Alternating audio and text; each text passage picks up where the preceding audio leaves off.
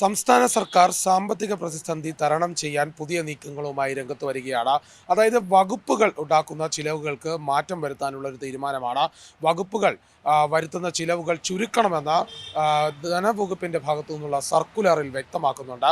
പ്രധാനമായും ഈ സർക്കുലറിൽ പറയുന്നത്, അതായത് ഓരോ പ്രാവശ്യവും ഉണ്ടാകുന്ന അറ്റകുറ്റപ്പണികൾ അടക്കമുള്ള കാര്യങ്ങൾ, ചിലവ് ചുരുക്കുന്ന കാര്യങ്ങൾ വളരെയധികം ശ്രദ്ധിക്കണമെന്നാണ്. അതായത് അറ്റകുറ്റപ്പണികൾ നടത്തുന്നതിന് പ്രത്യേകിച്ചും ധനം മാറ്റിവെക്കുന്ന സാഹചര്യമില്ല. അല്ലെങ്കിൽ മാത്രമല്ല, അത്യാവശ്യ ഘട്ടത്തിൽ അത്തരത്തിലുള്ള ധനവിനിയോഗം വേണ്ടി വന്നാൽ നിലവിൽ ബജറ്റിൽ പറഞ്ഞിരിക്കുന്ന തുകയ്ക്ക് മുകളിലേക്ക് അത് പോകാൻ പാടില്ല എന്നുള്ള നിർദ്ദേശമാണ്.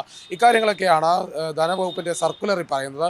വകുപ്പുകളിൽ നിന്നുള്ള അധിക ചിലവുകൾ ഒഴിവാക്കണം എന്നുള്ള ആവശ്യവും പ്രത്യേകിച്ചും പറയുന്നുണ്ട്. ശമ്പളമല്ലാതെ മറ്റു ചിലവുകൾ അധികമായി വരുത്തരുത് എന്ന് പറയുന്നുണ്ട്. അതേപോലെ തന്നെ ഈ വർഷമുള്ള ചിലവുകൾ തന്നെയാണ് അടുത്ത വർഷവും പരിഗണിക്കേണ്ടതെന്നും വ്യക്തമാക്കുന്നുണ്ട്. അതോടൊപ്പം തന്നെ ഈ വർഷത്തെ നടപ്പ് സാമ്പത്തിക ബജറ്റും അതോടൊപ്പം വരാനിരിക്കുന്ന ബജറ്റുമായി ബന്ധപ്പെട്ട നിരവധി കാര്യങ്ങൾ ചെയ്തു തീർക്കേണ്ടതുണ്ട്. പ്രതിസന്ധി തരണം ചെയ്യാനായിട്ടുള്ള സാഹചര്യങ്ങളുണ്ട്. അതുകൊണ്ട് തന്നെ ധനം വിനിയോഗിക്കുന്നത് വളരെയധികം സൂക്ഷിച്ചു വേണം എന്നുള്ള നിർദ്ദേശമാണ് ഇപ്പോൾ സർക്കാരിൽ ഉണ്ടാകുന്നത്. ഏതായാലും ശക്തമായ നിർദ്ദേശങ്ങൾ എല്ലാ വർഷവും ഉണ്ടാകുന്ന ബജറ്റിന് മുന്നോടിയായി തന്നെ ഇത്തരത്തിലുള്ള നിർദ്ദേശങ്ങൾ വരാറുണ്ട്. അതിൻ്റെ ഭാഗമായാണെങ്കിലും നിലവിൽ സർക്കാർ അധികാരത്തിലേറി തുടങ്ങുന്ന സാഹചര്യത്തിൽ തന്നെ പ്രതിസന്ധി വ്യക്തമായി മനസ്സിലാക്കുന്നു. അതിൻ്റെ അടിസ്ഥാനത്തിലാണ് ഇനി പ്രവർത്തനമെന്നും ഇതിൽ നിന്നും വ്യക്തമാവുകയാണ്.